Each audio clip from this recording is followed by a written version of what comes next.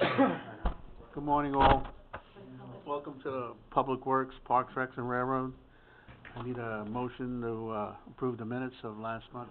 Ms. Wood, Ms. Frazier, any questions? All in favor? Aye. We'll move on to the action agenda. We'll start with Paul. We've got Justin Gagnon here from the railroad to give us an update, so we'll start with Justin. I need Paul here on this whole. Morning, everybody. Skip over and we'll come Morning. back. Okay. First of all, I want to start out with it's going to be a balmy 30 degrees today, and I can't wait to go out there and feel something that's above zero. That being said, with the weather, we did make the updates as required to the county, but we did have some significant issues that prohibited train operations, mainly, well, no, not mainly, it was all due to the freezing cold temperatures.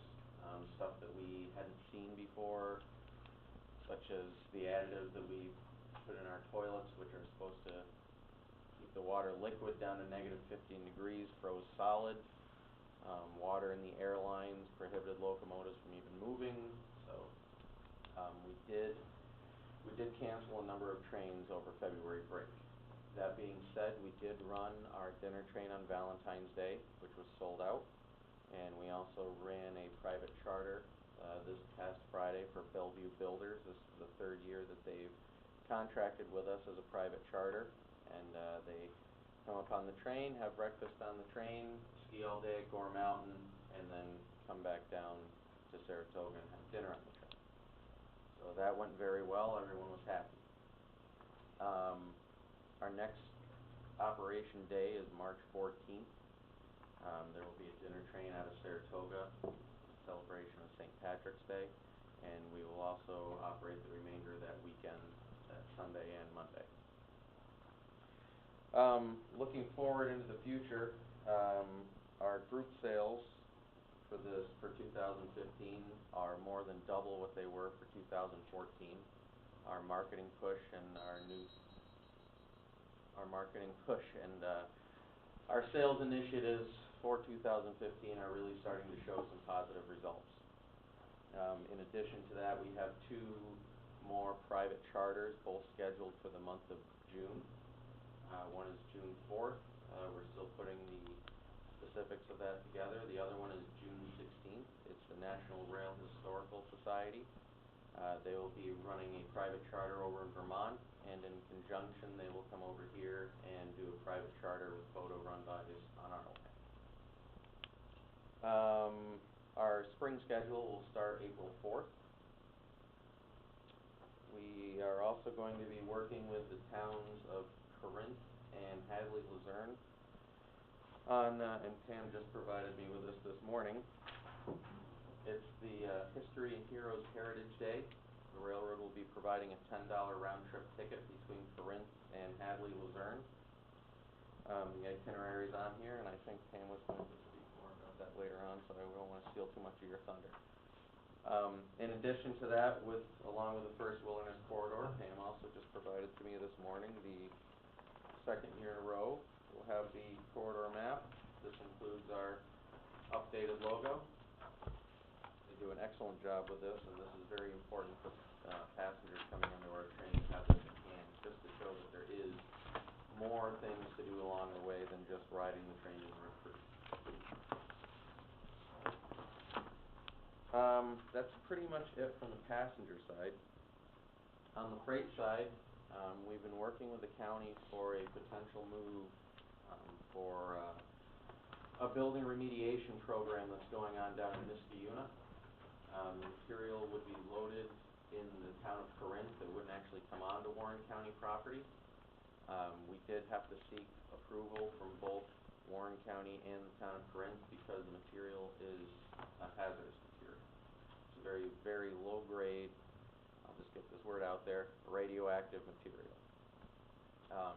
To give you an idea of how low grade this radioactive material is, if you were to take an airplane flight, you would be exposed to basically the same amount of radiation as if you were to stand next to a pile of this material.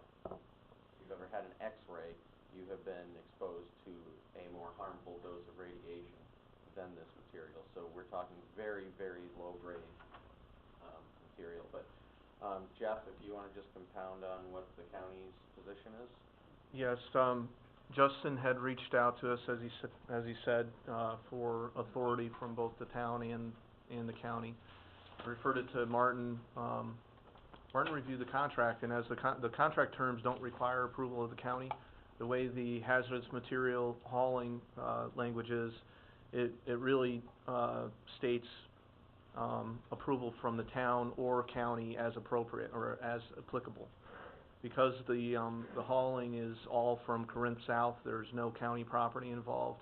I have an email from Martin, and he had responded with counsel from the railroad that he didn't believe that the contract terms really anticipated or required county approval. Had the same material been hauled north or been hauled from county property south, then it would have required both the county and the town. So that was the determination. So I know Justin's been working with the town of Corinth, and they seem acceptable to that, is what I've heard, although I haven't seen anything formal from them. But as far as the official position of the county is that we appreciate the information, we appreciate Justin giving an update to the committee and the board, but our approval is not required for this. Thanks, Jeff. That's all I have to report on today. Oh, go ahead, I'm sorry. No, you? Have you decided anymore? We had that meeting about 6 weeks ago about selling tickets at the mall and giving some businesses with tickets to sell for you guys. Yeah. Has that gone any further? Yes, our marketing manager, Kristen, is working on that, and we are going to be placing a person in a kiosk at the Lake George at the outlets. And how about in the outlet mall? We had discussed one there, in the tourist area. Yeah, yes, that's what I'm referring to. We will be. Oh, that's the one you're from. Okay, thank you. Good. Just a quick question, Justin, where did this radioactive material come from? Where is it going? It's coming from a building remediation in Niskayuna. Okay. I'm not sure exactly which building it is, but it's across the river from the the General Electric plant. It'll be going down to Texas to be put in one of the remediation fields down there, buried basically. Oh, excellent. That's what I thought.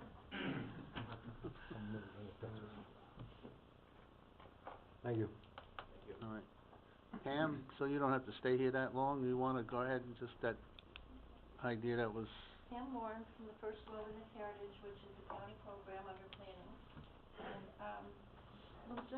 in an effort to, under my job, to coordinate and assist each of the towns to have an event that could be attributed to using the train, kayak, foot, any way you get there, is to increase the numbers that could possibly come to events.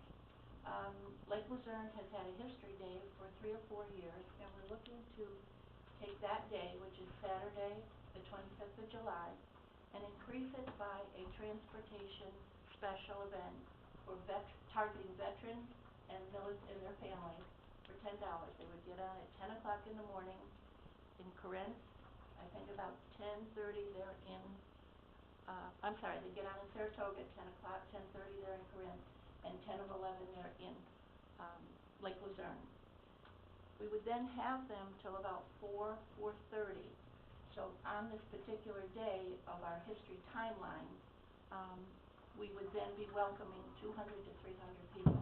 The example is coming from the Corinth Christmas train. For 3 years, they've had a $10 ticket for families and children to get on for a short ride from Corinth. I'm not sure where they turn around or back up, but Thurman. And so they have reached 300 and or a little bit less than 300 people on a $10 ticket. So that's the intent, targeting military, veterans and families. The town of Corinth and the town of Hadley are both on board, and both will work with their veterans bureaus to put the flyer out, the word out, and that kind of thing. And then when they come across, they'll have a little dedication on the narrowest part of the Hudson River at Rockwell Falls. And then come across for their visit in the village. Now, they could bring their coolers and have a picnic at the beach and just do their own thing, or go through the timelines with guided walking tours, but that's the gist of a day for $10. The highlight would be a hobo cafe with a hot dog buffet, corn on the cob, and the kinds of things you put together. But it's a $10 day in three communities. That's it. Thank you. Thank you, Pam. All right, Jeff, you wanna move on? Okay. Under the action agenda, the first resolution request is on page, and I'll turn it over to Paul. This pertains to establishing a railroad authority. Yes. Mr. Chairman, members of the committee, each year we've been requesting that the state legislature establish a railroad authority. This is something that goes back a few years, and I realize that there may be some supervisors that weren't here when this first started. The theory is that since Warren County owns a rail line and Corinth owns a rail line, while we have worked well together and we have an agreement in place, we came at this from the perspective of, or I did as the county attorney then, from the perspective of the way any company or corporation comes at having an enterprise such as this as part of your organization, and that is, you typically would want to set up a separate corporate entity whereby you can limit the liability and basically contain the program within that corporate entity.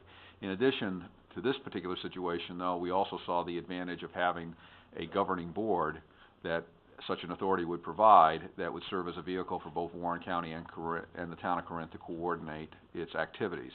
Finally, I also saw the public authority as an efficient way of managing the railroad options, one that the members of the authority would eventually become much more knowledgeable in the operations of a railroad and the whole nature of the project.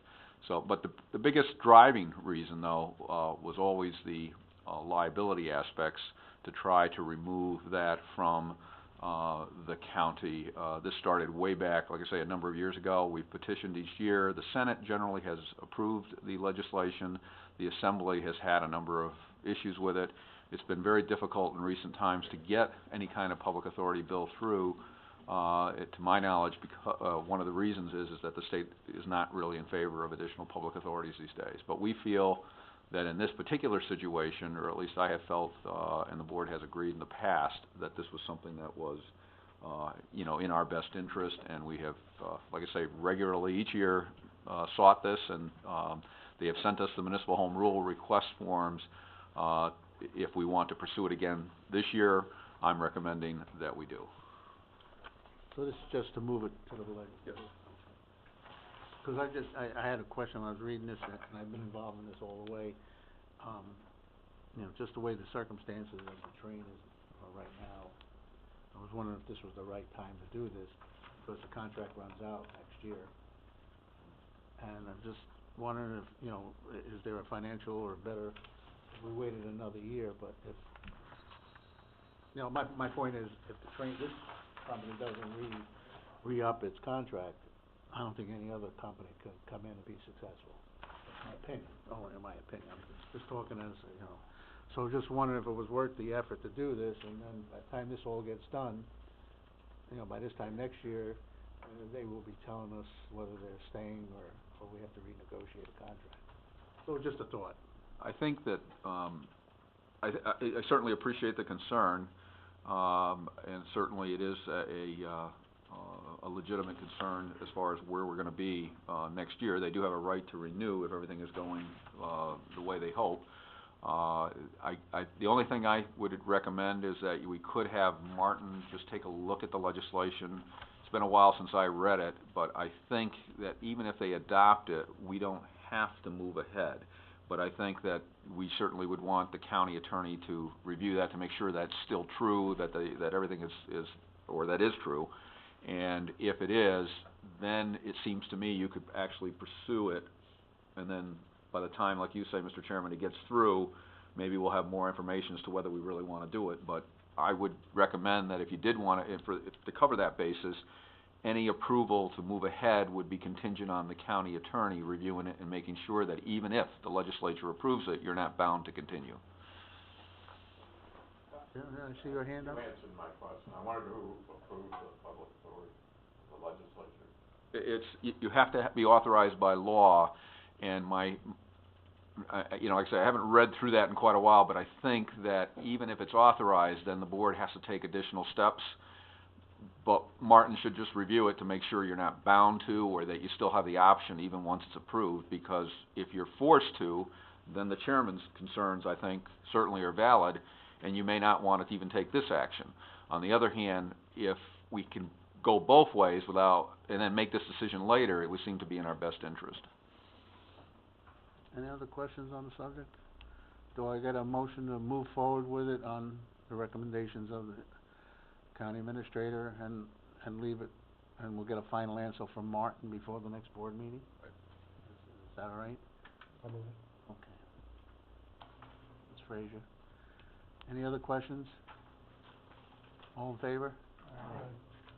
All right, thank you. Okay, thanks, Mr. Chairman. The next request is on page 7. This is a request to amend the county budget for Up Beyond a Farm as a result of a new grant that we were just awarded from the Glens Foundation. You'll see the letter of award on page 8, and then a breakdown of our anticipated expenses. This is to add a sensory garden at Up Yonda, and in order to, you know, receive the funding and spend the money, we need to amend the budget. Ms. Wood, Mr. Conover, any questions? All in favor?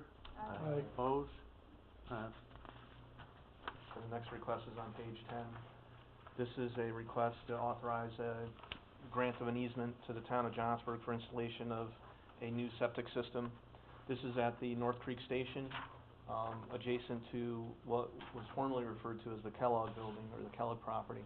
You'll see on page 11 kind of an aerial photo, and I tried to draw in some hatching area between the picnic pavilion on the kind of lower right, and the Kellogg building, which is the T-shaped building, or I guess it's called Waddell building, on the former Kellogg property. That hatched area is the general vicinity of a septic system that would serve the new restrooms that are going into that T-shaped building. It was advised by the town and the engineers that the terrain is such that really they need to locate the septic system on the county property. And you'll see on page 12 is more of an engineered plan of where that would be located. It's in an area, I don't think there's a negative impact as far as the use of the county facilities and the picnic pavilion and that general lawn area there. So I'm recommending approval to grant the easement that would allow them to install the system and maintain it.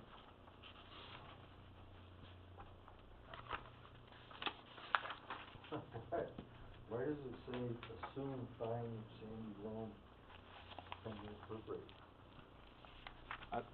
Obviously, they're not gonna be able to assume it to finalize their design, but I think in part, they wanted, before they expended, you know, final design funds, they wanted to make sure that this was gonna move forward okay. So I think they still have some work to do. Certainly, if there's any major changes to the layout of the leach field, then I would come back to committee if there's any significant changes. But we'll have visibility on the final design plans before it goes to construction. Any other questions? Can I get a motion to move forward with this? Ms. Dickinson, Ms. Wood? All in favor? Aye. Opposed? Passed. Okay. Referrals, none. No referrals. Just for FYI, yesterday we had the Maple Festival and Pancake Breakfast up at Up Yonda. Was advised this morning we had 128 personnel attend. I think I saw Supervisor Frazier, yeah, in a photo. I had some photos printed and left them on the printer, so what I'll do is next month we'll have more of the numbers. What we do after a major event like this is we'll give you some of the numbers and photos and our revenue from the event, but it was another successful one in a packed house. They do a nice job of it, they really do. That's all I have. Sokol? Thank you, Mr. Chair. Just a point of clarification, the detailed guy that I am, on that previous resolution. Your codes are off $10. To the good or to the bad? Was it? Well, they had 59.35, you got 59.25, but I don't know if it makes that much of a big deal. He just wants to show he reads all The this stuff. 5935 is proper. That is what it was awarded. So are you saying that you added the appropriations up and they added to different? Let me get with you after the meeting and we'll get that $10 correction done. All right, there's privilege to the floor. Anybody else have anything to bring up, questions? Okay. We'll move into the DPW. Okay, thanks. On our other agenda packet for DPW. First resolution request is on page 1. This is a new contract for cold milling. This is a service we use annually on various road projects.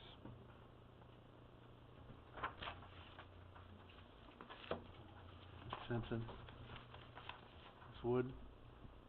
Any questions? All in favor? Aye. Opposed? Passed. Okay, on page 3 is a resolution to amend the salary schedule to set the DPW fiscal manager salary at $56,966.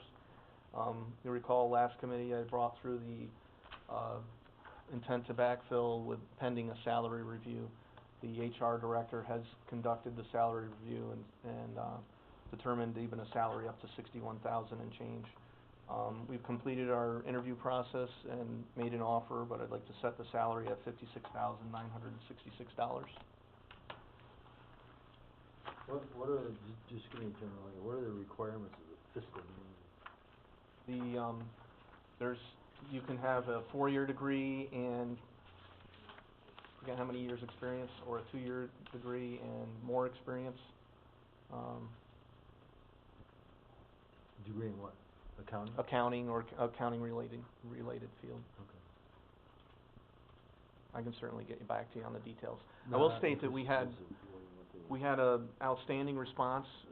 This was a critical position, so we not only posted it within the county, but I used local advertising. I ended up interviewing 9 candidates. Wow. Initially, I asked Sandy Claus to review the applicants and kind of narrow to the top 5 or 6, and she came back to me and she said, I can't. And we had some outstanding candidates, some of which, I'll be referring to HR for, just reference for other departments as they have any fiscal management type positions come open. So it was, 9 interviews later, I'll let you know, we selected Betsy Hinkle from Westmount. The timing worked out great for her, and she certainly meets all the qualifications and exceeds our expectations on that front. So, but we had a solid candidate field, so it was and a lot of very good 2-hour interviews with some solid candidates. So it was a worthwhile process for us. Move that. I think Mr. Sokol, you moved it, right? And Mr. Dickinson, you seconded it. Any other questions? All in favor? Aye. Opposed? Passed. And the next resolution, or the transfer request is on page 4. This is to move some money into the budget to cover that salary for the remainder of the year. So I'm moving it from Parks and Rec salaries into DPW admin salaries. Dickinson, Mr. Sokol. Any other questions? All in favor? Aye. Opposed? Passed. Speaking of Parks and Rec, I'll call you. I just talked to him this morning, and he's going to start coming back part-time. So he's still under the weather, but hopefully he's on the game. So. Good. Okay. The next request is on page 5. This is a request to attend a meeting. This is for tomorrow night and Wednesday. This is our annual advocacy day where town and county officials from across the state kind of converge on the legislative office building down in Albany. We all put on these bright orange shirts and basically mob the place. We have meetings with we'll have meetings with Betty Little. I personally with Betty Little and Dan Steck. But it's a coordinated effort of advocacy. The meetings start tomorrow night down in Albany, where we kind of get updates from various officers within the county association and the town highway superintendents association. We've got some follow-on meetings with with the County Highway Superintendent's Association Executive Committee, of which I'm a member. And then Wednesday morning, we head to the Capitol building and, meet with legislative representatives there. There is no cost to the event, but I will need overnight lodging, so that's really what I'm requesting here for the attending the event. Okay, Mr. Dickinson, Ms. Wood, any other questions? All in favor? Aye. Opposed? Passed. By the way, in the agenda packet, I did include, a pamphlet that's going to the state legislative offices that starts on page 12, that kind of gives kind of some of the county and the town highway superintendent's association's positions on what road and bridge funding at the local level has been like over recent years. So certainly I can give you better copies of this if you're interested. But if you have any questions on that, please feel free to follow up with me and I can get you more detailed information. That's it for action items on the agenda. I did want to update the committee briefly on our salt usage so far this year. And you've seen some of the tracking reports that my staff maintain for overtime and for fuel. And we're developing another one for salt that basically kind of gives us a snapshot of how much salt we've used so far this budget year. And then based on our historical averages, if the remainder of this year is an average year, where does that put us at the end of the year? So right now, based on what we've used up to date, and if the rest of the year is just an average year, we're going to be in the hole about 60,000 in salt usage. So obviously it's very early in the season. Obviously we don't know what March and April are going to be like, and we don't know what the beginning of next winter season is going to bring. But we have exceeded our historical usage for salt, certainly in January and into February, and I think that's a consistent occurrence across all of the highway departments with the frigid temperatures and the frequency of kind of the nuisance storms. So I'll be tracking this on a regular basis and updating the committee. I don't think there's a moment, it's too early to panic right now. A lot can change between now and the end of the year, but it's just another tool that we're going to use to make sure that we don't get surprised next fall. Mr. Dickinson? We'll have $60,000. Yes. If the rest of the year is average, that's what we're projected to be, short 60,000. What is the county doing, as far as salt alternatives? Are we doing anything? We have any program? No, the county did a study, actually in conjunction with Cornell Local Roads and David Orr there. They did a study back in mid-2000s, I want to say 2005, 6, 7, sometime in that range. And that was around the time the county had stopped using a blend of sand and salt. We went salt only. But as far as some of the other alternative, like magic salt and other things, we have not implemented a program to try those out here in recent years anyway. I don't know how much usage or attention those have gotten, in prior years before I got here. Well, I know some of the towns have been working with some of the organizations about alternative salt usage. I think it's coming. Using more of them. Clear Lane, is that what you're using? Are you using Clear Lane?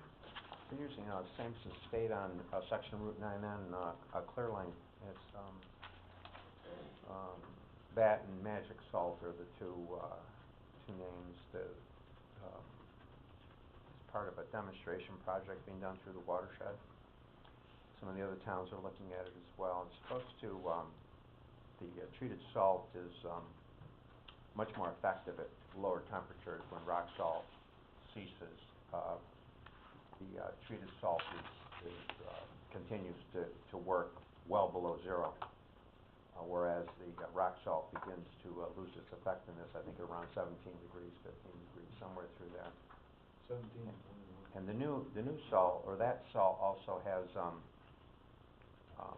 stays where you put it, where the rock salt, 80% of it stays within a certain radius of the spreader, whereas only half the rock salt. If you ever follow a spreader, you see this stuff bouncing all over the place, so it supposedly stays better where you put it. And it's more environmentally friendly, but something I've learned recently, at least based on the literature, is that it's also has anti-corrosive elements, so it's easier on your equipment. But how all of this adds up, and it's more environmentally friendly, but how all of these things add up and balance against the rock salt, I think, are the questions that a lot of towns have, including the costs associated with any modifications on their equipment. And then there's also application questions as well, in terms of the differences in application as opposed to regular rock salt, in terms of when, how often, that sort of thing. The alternative salts, we just got a new back for one of our trucks. We got a grant from Lake George Association, $6,000 grant to put a road temperature sensor on that truck, and that's relative to how much salt you put down and which one you put down. Clearly, on 1 and 2 are based on the temperature. As you go from one range to the other, you have to switch salts. So we're looking at it.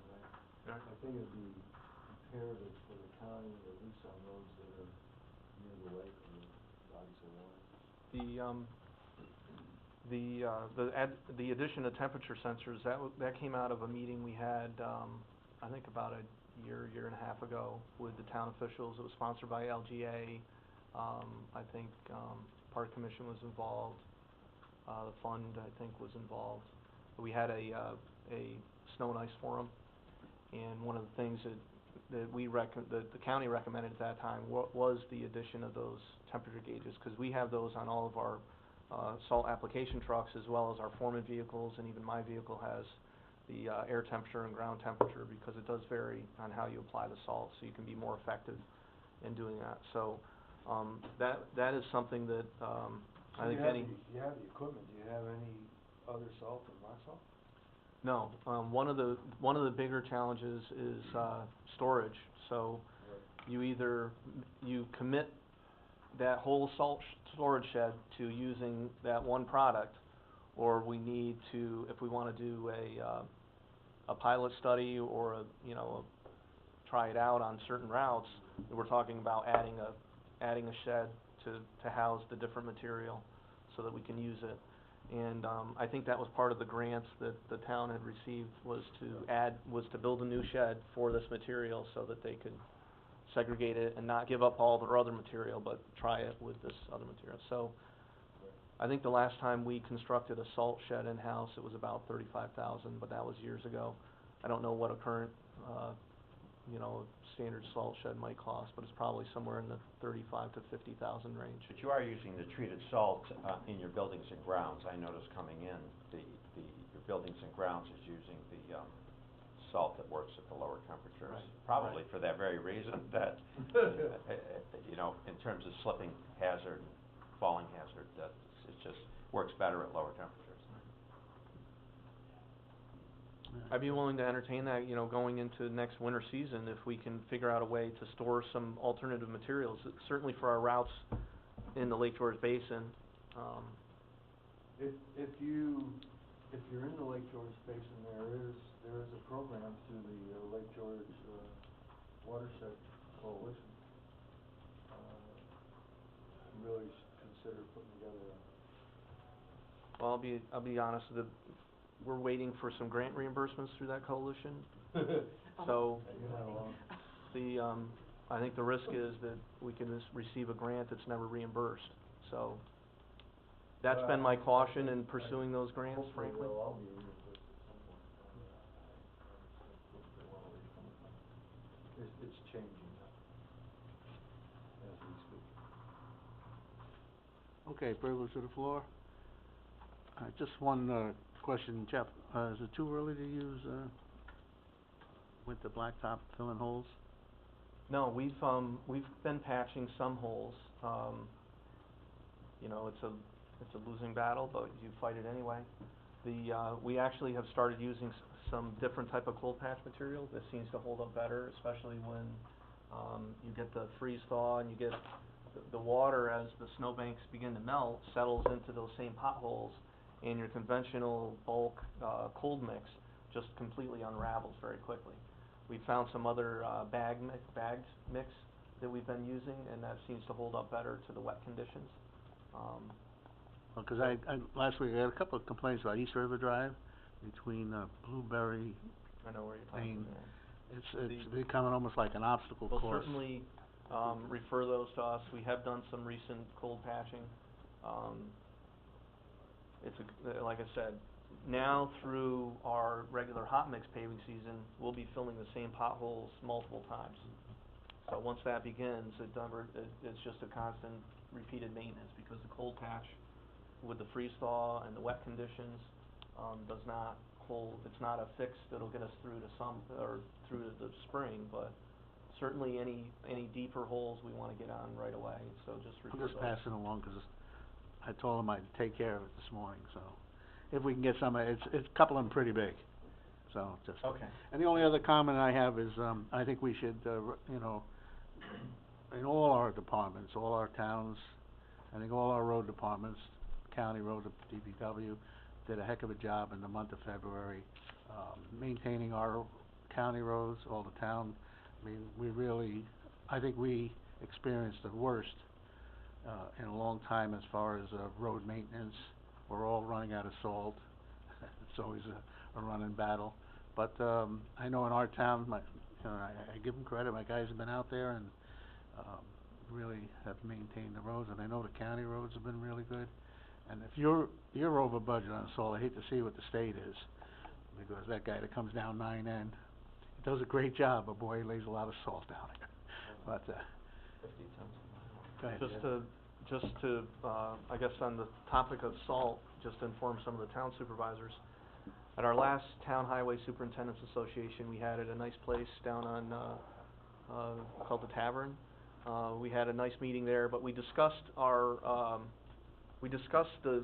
OGS contract for salt, and we gave some advice to some of the town highway superintendents about keeping up with the billing.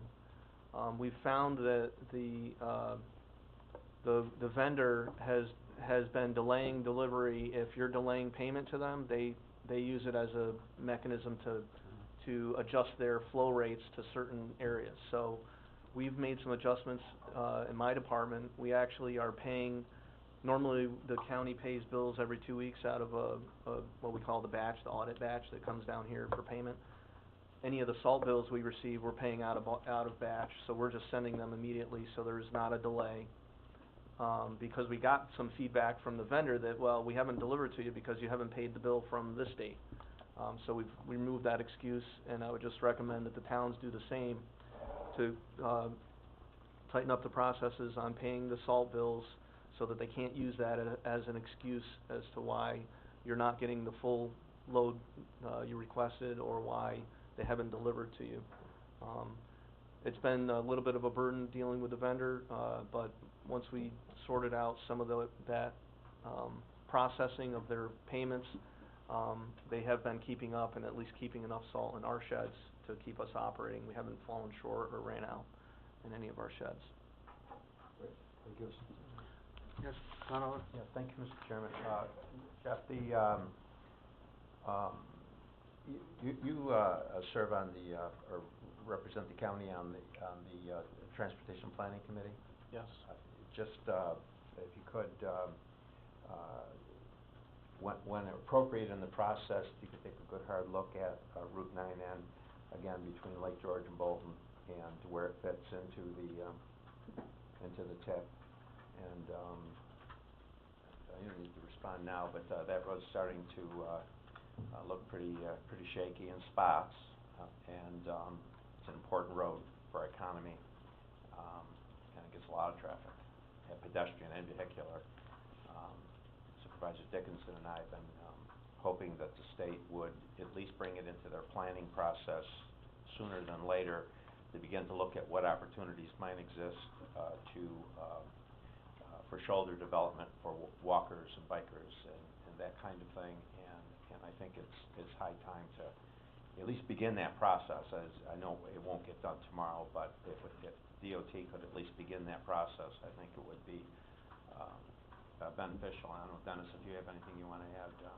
We did put in a joint grant last year, town of Bolton, town of Lake George, to start sidewalks at both municipalities. And I got a call from somebody in the process and said that because of the restrictions with the road by use, the right of way, that would require a lot of land transactions, and they weren't interested in talking about that. He caught me off guard, really. First off, it took me a while to figure out who he was and what he was talking about, but I think, and I've talked to Ron about this, I think that the lawn there, I think that the people along the Bolton Road would gladly give up a acre of land to see a extended curb and or a sidewalk. And most of them businesses, and you know they would appreciate that, so we're gonna try again this year, and I think probably what we should do is find some additional support, at least a comment. This is, you have that support, by the way, on the AGFTC, committee. The Technical Advisory Committee is really where that conversation starts. And I know we talked about 9N, it was probably last spring. I think it was a letter from you two sent to the state requesting a hard look, and I think another letter like that would be helpful. The other thing I would recommend would be to, if you have certain areas of primary concern that you can narrow their focus to. I think part of the issue with right-of-way is it's a long section of road, and the right-of-way likely varies too in certain areas. It might be highway by use in areas, but I know for a fact there's areas that are regular 3-rod right-of-ways, and I've seen some of the right-of-way mapping when it's had some county impact, and I've gone to research. So if you have certain areas in hamlets or in built-up areas that are critical to you, I think that would help DOT, you know, maybe formulate a plan that's fundable. Well, that's definitely true in both the situations. I know that I live a mile or two up the Bolton Road, and in the early morning when I come down, it's just the Europeans ride bicycles and the Latinos walk. And there'll be 4 or 5 abreast walking down the road every morning and late at night coming back. And then the kids riding bicycles, they have their mind. Well, It's also, I think, if you could deliver it's also important from a drainage point of view that these older roads, the ones that have been resurfaced, let's say, are topped, have lost some of their thinking in terms of drainage, and in that stretch of road, there's half a dozen or more, literally, lakes of salt. I mean, that's how they're putting it down, because the water's just not draining away. And so there are drainage issues, and then the issue also, not only in state roads but county roads, when we go to improve them, we should really be thinking of the drainage system. Where does the water go? Does it go to a sedimentation trap? We've got some ourselves, as you know. I think when we revisit those roads anywhere in the county, we should be really thinking about, I mean, we're doing the project anyway, what's it take to throw in some, you know, some traps to keep the sediment and or the material out of our waters, no matter where our waters are. And I think that kind of thinking needs to be brought to bear. And then over the course of the life cycle course of these improvements, you know, we'll get to a better place, even though we can't afford to do it all at once. And I think that I know you are carrying that message, but just keep carrying that message to the transportation planning people. I certainly will, and the discussions in the TAC were that it is necessary, it is needed. They recognize the value of the project. I think the voice from the, you know, elected officials does carry more weight than certainly. I can talk to them about that road and a lot of roads, and they'll say, yeah, you're right, it does need it. But when it gets a letter from, you know, yourself and from Dennis, I think that raises it to a higher level, and or even you might want to have a board resolution, you know, requesting it or something like that. And that what we need is DOT, as it's their road, they own it, so they would be sponsor for that grant. They have a lot of other roads that they're trying to fit into the programming and the budgeting, So we need DOT to recognize it as a higher priority among their other infrastructure. Because even though, the members of AGFTC recognize it as, you know, they're all county residents and, you know, local people here, we recognize the value of that road and the needs of that road. But Region One DOT, they're balancing, across the whole AGFTC MPO, including northern Saratoga, Warren County, and Washington County. So they've got other issues, and it's just a matter of prioritizing their efforts on that road. Okay, anything else? A motion to adjourn? Ms. Wood, Ms. Frazier?